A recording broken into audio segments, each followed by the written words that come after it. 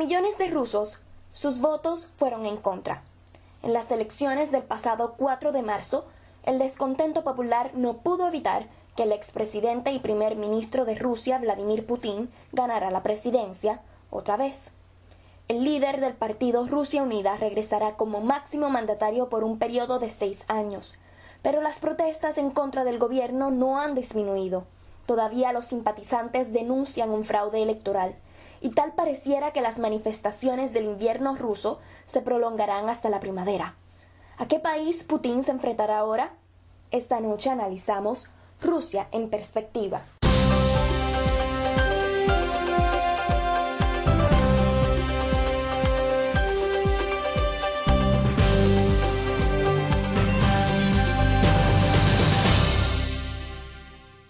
Muy buenas noches. Les habla Natalia Bonilla Berríos, directora de Revista Latitudes y conductora de este programa.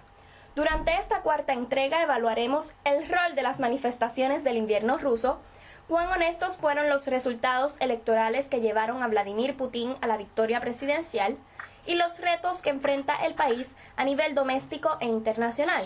Para esta edición nos complace contar con un panel de analistas compuesto por la periodista y estudiante de Derecho de la Universidad de Puerto Rico, Marinés Montero Flores, y con el estudiante de Economía de la Universidad de Puerto Rico, Félix Santiago Martínez. Gracias a los dos por unirse al programa. Gracias, Natalia, nuevamente por la oportunidad. Bueno, comenzando, existe la noción de que el resultado de estos comicios era predecible. De los 5 candidatos a la silla presidencial, Putin contaba con mayor apoyo popular. ¿Qué les parecieron estas elecciones?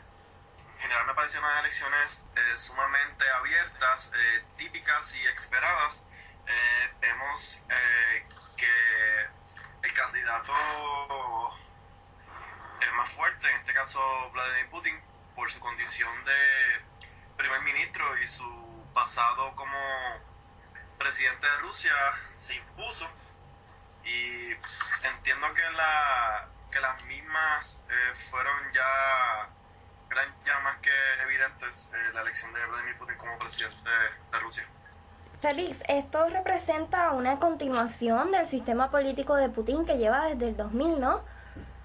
Sí, en cierta medida podemos ver que es una continuación de ese sistema que Putin instaura en el 2000, luego que Boris Yeltsin le cede la presidencia de manera interina al Boris Yeltsin renunciar. Vemos que en cierta medida no cambia nada, es simplemente un regreso al pasado ruso que Vladimir Putin había creado y continúa al mando de él mismo nuevamente. Putin, desde que cayó la Unión Soviética, fue visto como el salvador de Rusia e implementó nuevas medidas que levantaron el país. ¿Cómo se ha caracterizado esa administración de Putin durante los pasados 12 años, incluyendo los 4 pasados que estuvo como primer ministro? Podemos caracterizar la etapa de Putin como regente al mando de la República de Rusia como un periodo fuerte de una presidencia que controla prácticamente todo en este país. Es un sistema político centralizado y en cierta medida vemos que Vladimir Putin es visto como el salvador de Rusia, dadas las debilidades que presentó Boris Yeltsin, pasado presidente de Rusia, luego de la caída de la Unión Soviética. Cae la Unión Soviética gracias a que el secretario general del Partido Comunista del país, Mikhail Gorbachev, en el 85 implanta 2 medidas, la Glasnost y la Perestroika. La Glasnost fue una apertura política, pero para que se pudiesen dar esas condiciones de apertura política, el Estado tuvo que romper con el monopolio de su poder y el monopolio de los medios de comunicación, por ejemplo, y esto propició una efervescencia en la Unión Soviética que desemboca con la caída del muro de Berlín y la desintegración del país como potencia imperial. Entonces, Boris Yeltsin llega al poder como un líder opositor en aquella época y está toda la década del 90 como líder máximo del país ruso, pero esto le permite a él establecer en cierta medida de manera atropellada un sistema democrático con una liberalización económica del país que en cierta medida no fue del todo efectivo, lo que llevó a finales de los 90 la República Rusa contara con una crisis económica de grandes proporciones. Esto sumado a la debilidades físicas y dolencia de salud del propio Boris Yeltsin abre paso a que él mismo escoja a Vladimir Putin, en ese entonces un influyente político y burócrata que había subido como la espuma en el sistema burocrático ruso como su próximo sucesor. Y entonces aquí es que podemos establecer que Vladimir Putin toma las riendas del Estado ruso y hasta el sol de hoy podemos visualizar o se considera a Vladimir Putin como salvador de Rusia. Aparte de tratar de mejorar el sistema económico de Rusia, el gobierno de Vladimir Putin ha sido caracterizado como uno corrupto.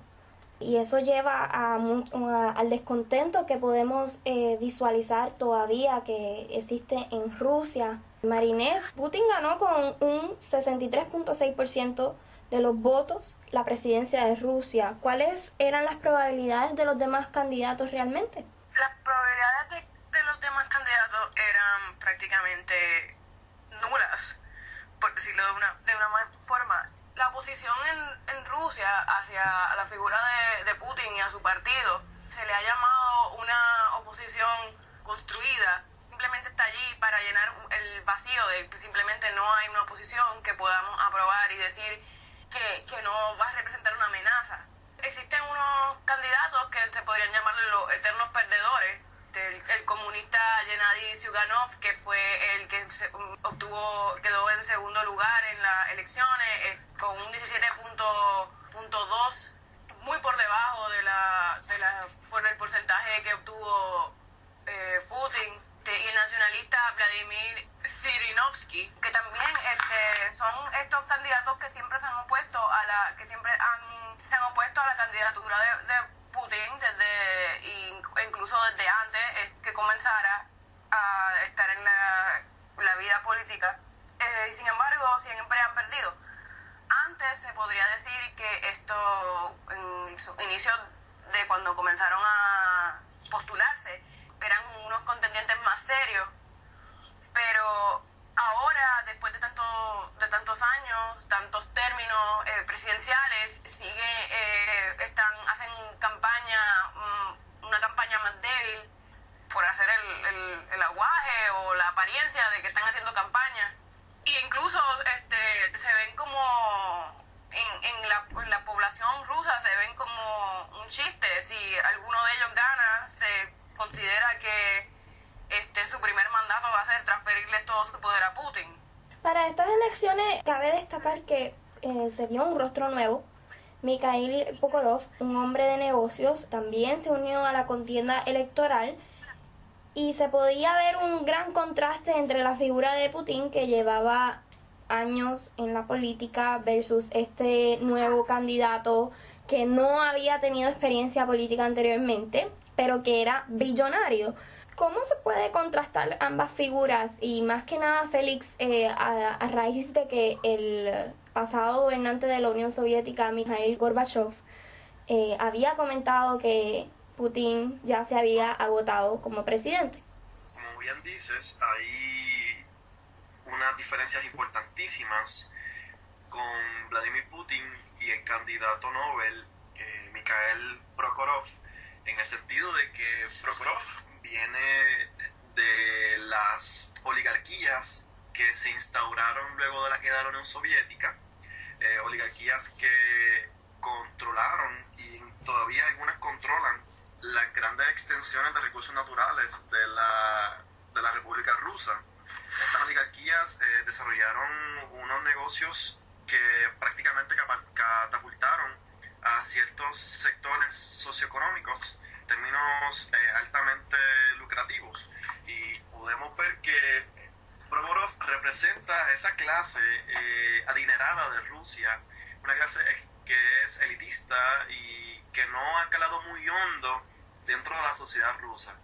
En cambio, podemos ver a un Vladimir Putin que muy inteligentemente ha utilizado el aparato del Estado para resaltar su imagen como un líder de pueblo, como un líder que se enfoca en una clase social baja que mayormente se encuentra en la periferia de la región rusa, no es propiamente en Moscú.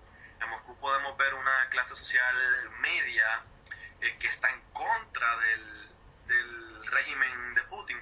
Putin, al contrario, Putin se visualiza como parte de esa clase de la periferia, trabajadora, proletizada, que en cierto sentido él pasa a ser su héroe, la reivindicación de esa clase que fue altamente marginada en los 90 con las políticas de mercado y de liberalismo económico que instauró Boris Yeltsin.